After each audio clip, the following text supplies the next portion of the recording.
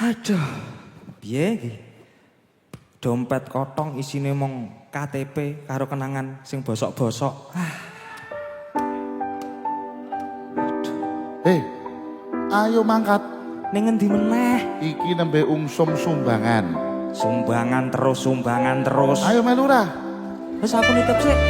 Loh, nitip apa?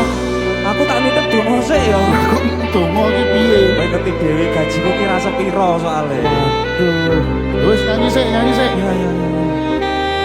Gaji ra sepiro iki?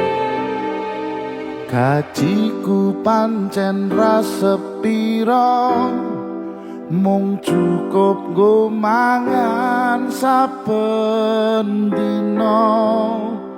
Yen awakmu maksa jaluk warna-warna,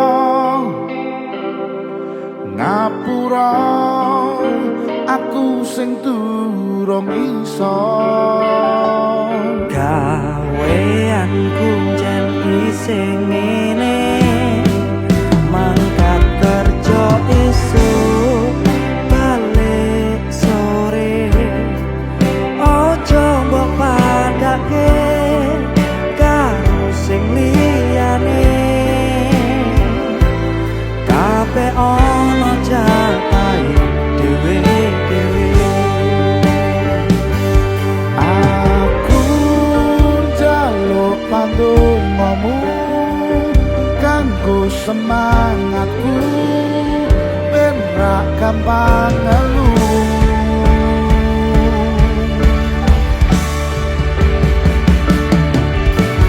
Coba rungokke omongane kanca-kanca sing nyepeleke, wis mbok jarke wae. Ora melu ngurumi, ora usah nyacati, mergo awak dhewe iki sing lakoni. Rasa mbok kuku, rasa nesu, tonggo-tonggo sing itu timbangane paku. Ora melu makani, ora usah kemaki, mending ayo ngopi karo cerita napi-napi. Kira-kira kapan ya seniman kuwi duwe gaji bulanan? Gaji bulanan, gaji tetap. Nah, Yo kapan? Yo enak. Muga-muga sesuk presiden iso ngabulke. Amin. Amin. UMR Jogja munggah, Semarang munggah. Jawa Tengah Jawa munggah kabeh. Munggah kabeh. Ben penak uripe.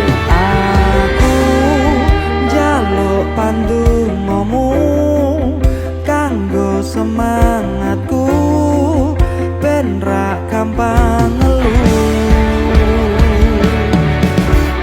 Coba rungokke omongane,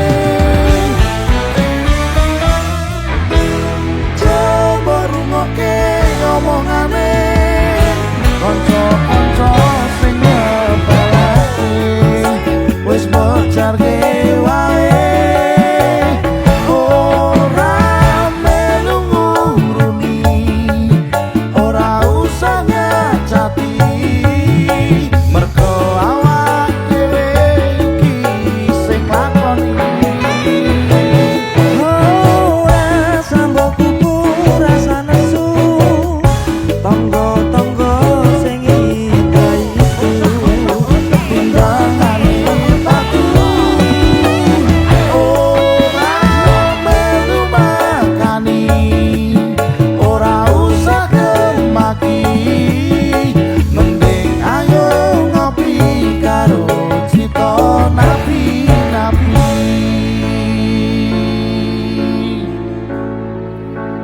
Yo ngopi yo. Hah? Ngopi. Ayo. Lah, duitnya? Kamu yo jane iki amplop kotong.